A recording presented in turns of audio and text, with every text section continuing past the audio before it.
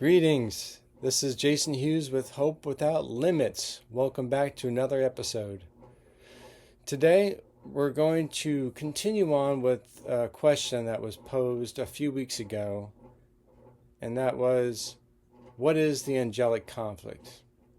In my first video, I answered the question and gave a general definition of what it is and some of the details behind it.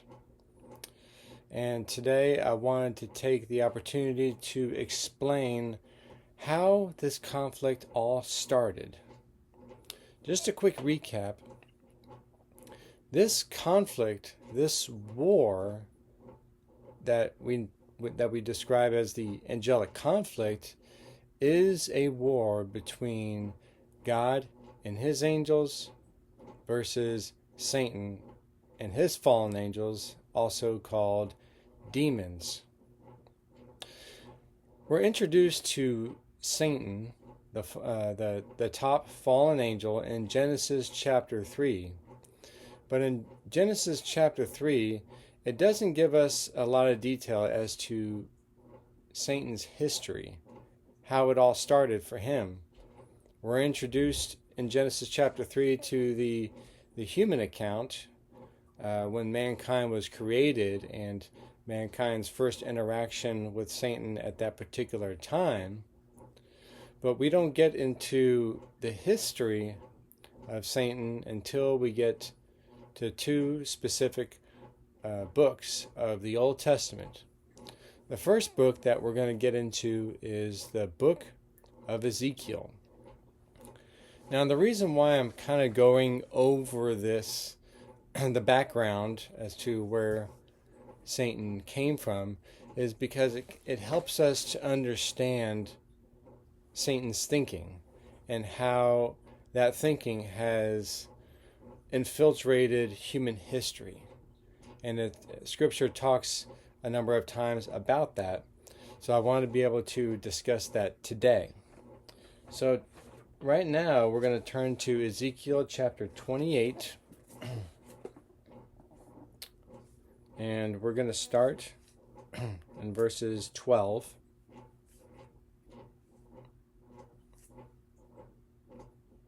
And I'm going to read the second part of verse 12.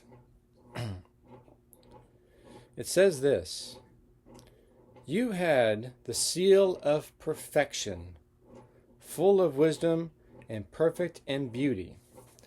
Now, right off the bat, this tells us that Satan was originally created without sin. Of course, Satan's name wasn't really Satan at that particular time. It was actually Lucifer, which is referenced in the book of Isaiah, which we'll get into. So Satan was created without sin, just like mankind was created without sin. And it says that he was full of wisdom. He was very smart. He was very intellectual, and he knew how to use that knowledge in a very skillful way. So he was really smart. Perfect in beauty, he was a shiny one. He was the most handsome creature that was ever created from the hand of God. Typically today we think of Satan as this guy in a red jumpsuit with horns, fangs, and a pitchfork. But Satan does not look like that at all. Continue on in verse 13. Again, I'm going over this because it gives us a little bit of history, and also it requires some explanation. In verse 13 it says, "You were in Eden, the garden of God. Every precious stone was your covering, the ruby, the topaz, the diamond, the beryl, the onyx, and the jasper, the lapis lazuli," and it mentions several other precious stones as well. This was a thing of beauty. Now in verse 13 it says that Satan was in Eden, the garden of God. In that context, it was actually referring to heaven. And continuing on, it says, "And the gold," which was another stone that Satan possessed, says, "And the gold and the workmanship of your settings and sockets was in you. On the day that you were created, they were prepared." Now, the settings and sockets, as it mentions in verse 13, it's referring to tambourines and flutes. So that means that one of his primary jobs was that he was the chief musician. So he was very talented musically. And verse 14, "You were the anointed cherub who covers, and I placed you there.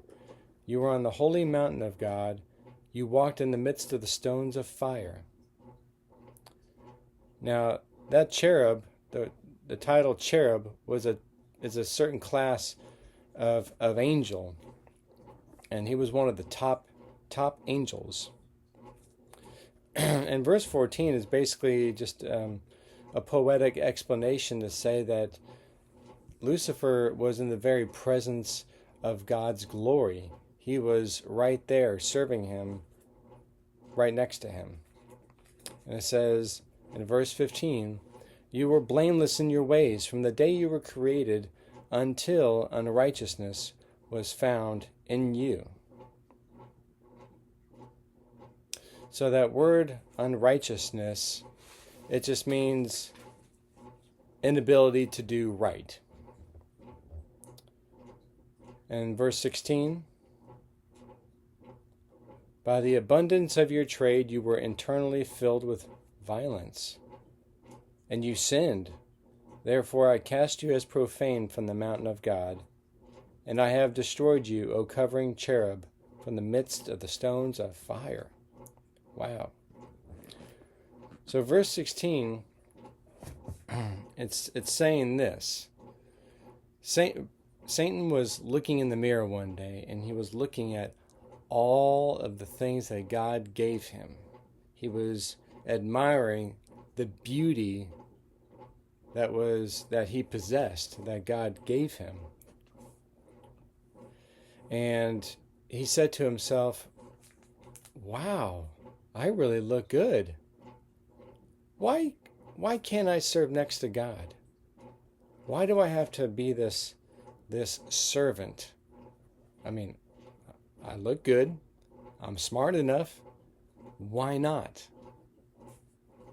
And he started at that particular time becoming prideful. He thought very highly of himself. And because he looked at himself in the mirror and thought that he was the most gorgeous object that was created from the hand of God, because he thought that to himself, he became prideful, and it says that he was internally filled with violence. When somebody is violent with somebody, that means that there is some physical or verbal aggression towards somebody else. And that means that Satan was ready to pick a fight. And it wasn't just the fact that Satan didn't have enough, he had plenty. This violence was something more. In verse 17 it says, "Your heart was lifted up because of your beauty." That means he was prideful. To lift up someone's heart, that means there's that person, or the angel in this case, had thought very highly of themselves. They thought they were the best around. Nobody could be like them. So, because of this internal sin that began in his mind, he became, because of this pride, he became a sinner. That was the origination of the first sin in God's creation. Now, we're going to go into Isaiah chapter 14, but I will save that for the next video. Today, it was just to look at Ezekiel's account, and then next time we'll go over what is mentioned in Isaiah. But to summarize, But to summarize, it describes